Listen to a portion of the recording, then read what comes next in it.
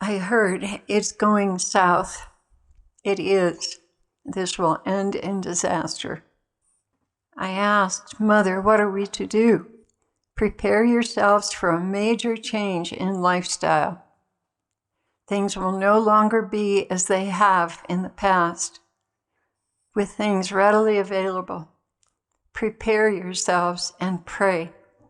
Pray as often as you think of the situation. I am listening to your hearts, children. I am seeing in you a shift of consciousness from everyday life to an awareness that things will not go on this way much longer. It is good that you are beginning to think this way.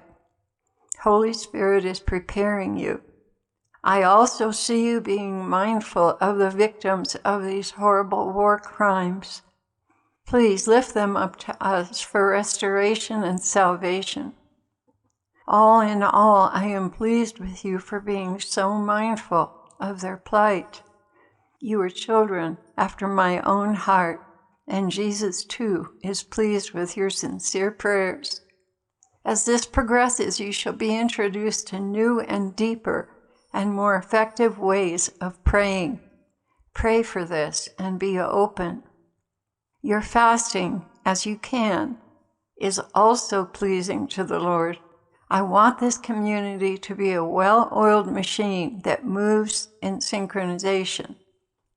You will need this kind of unity in the near future. There is a reason why you got the Rhema, the church at Philadelphia. This is a good description of who you are and who you are meant to be. This is the well-oiled machine I was speaking of. The enemy is very busy at work, trying to give you cause to find fault with one another. Reject these judgments as you would run from phosphorus falling from the sky. Do you understand, my loved ones?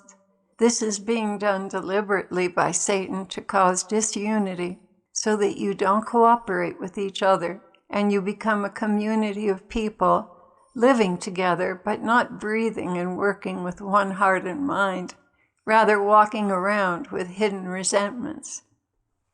Please be extremely on the alert for little jabs of judgment towards one another and renew your helmet and categorically push those thoughts away. Truly, they are toxic. Once they enter your mind, these seeds continue moving downward into your heart. Once in your heart, they begin to root and grow branches. And before you know it, your peace is gone and you are focusing on the faults of others. Trouble all around you. After you do this, the enemy continues to fertilize those roots in your heart and begins to cause trouble all around you because you've abandoned the door of charity and are busy judging.